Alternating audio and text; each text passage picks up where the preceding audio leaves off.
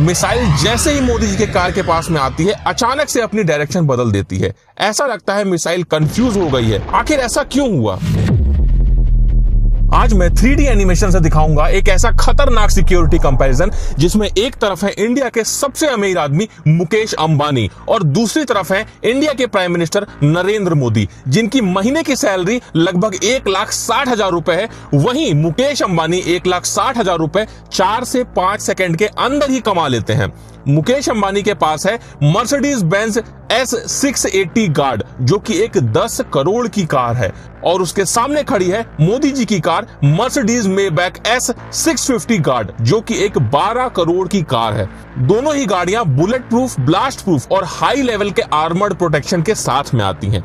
ये गाड़ियां कितनी सेफ हैं, इसकी टेस्टिंग करने के लिए हमारे पास 3 वेपन है। सबसे पहले AK-47, उसके बाद में एक RPG लॉन्चर और तीसरा सबसे खतरनाक FGM-148 जेवलिन मिसाइल, जो कि बड़े बड़े टैंकों के पर खच्चे उड़ा देती है। अब इन तीनों वेपन्स की जब गाड़ियों पर टेस्टिंग होगी तो गाड़ियों का क्या हाल होगा, उसमें बैठे लोग कितने सेफ रहेंगे।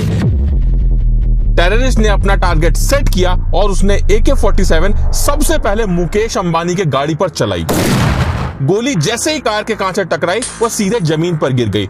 बस एक हल्का सा निशान उसके कांच पर आ गया, क्योंकि मुकेश अंबानी की गाड़ी का ये कांच लगभग 4 इंच मोटा है। और ये तो छोड़ दो, अगर हम इस गाड़ी के डोर को अलग करके देखें तो ये लगभग 5 से 6 इंच मोटा होता है और इसका एक डोर लगभग 250 किलो का होता है, जो कि हाइड्रोलिक सिस्टम से ऑपरेट होता है। एक बटन दबाने पर ऑटोमेटिक ओपन और क्लोज होता है। अब AK-47 तो कार का कुछ नहीं उखाड़ पाई। फिर ये टेररिस्ट गुस्से में आकर RPG लॉन्चर तान देता है। RPG जैसे ही कार से टकराती है बहुत तेज से विस्फोट होता है और जैसा कि आप देख सकते हैं कार में काफी बड़ा डेंट आ जाता है। लेकिन उसके बाद भी कार में बैठे मुकेश अंबानी को सिर्फ जोर की आवाज आती है, उसके अलावा कुछ भी नहीं होता है। वो कार में पूरी तरह से सेफ है, क्योंकि इस गाड़ी में आर्मर प्लेटिंग होती है।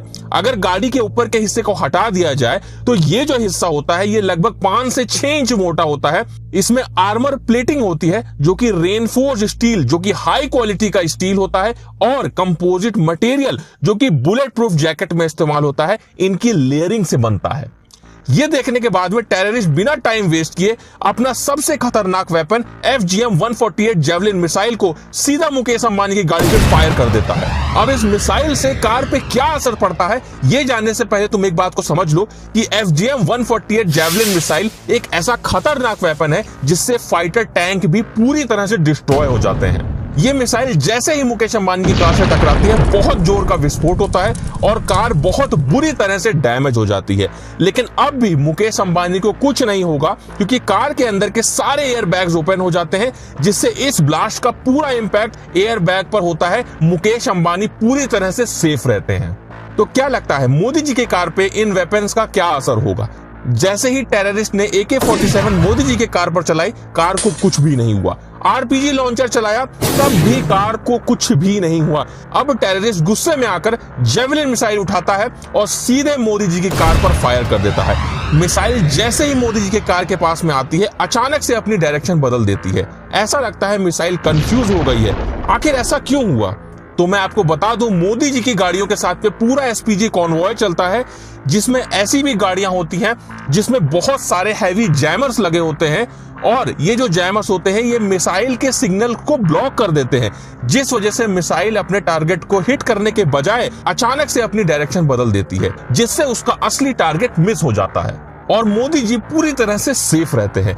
दोनों की सिक्योरिटी पर काफी खर्चा होता है। अगर पर डे की बात करें तो मोदी जी की सिक्योरिटी में लगभग 1.5 करोड़ रुपए पर डे लगता है, और वहीं मुकेश अंबानी की सिक्योरिटी में रिपोर्टेडली लगभग 50,000 का खर्चा होता है। लेकिन हमारी रिसर्च में ये नंबर कहीं ज्यादा है, जो कि लगभग 1.5 लाख रुपए पर डे है। आखिरकार ये 3D इंफॉर्मेटिव वीडियो आपको कैसा लगा? अगर आप और भी किसी टॉपिक पर वीडियो चाहते हैं तो कमेंट करके जरूर बताइएगा। और अगर अभी तक आपने ये वाला 3D वीडियो नहीं देखा तो इसे जल्दी से देख लो।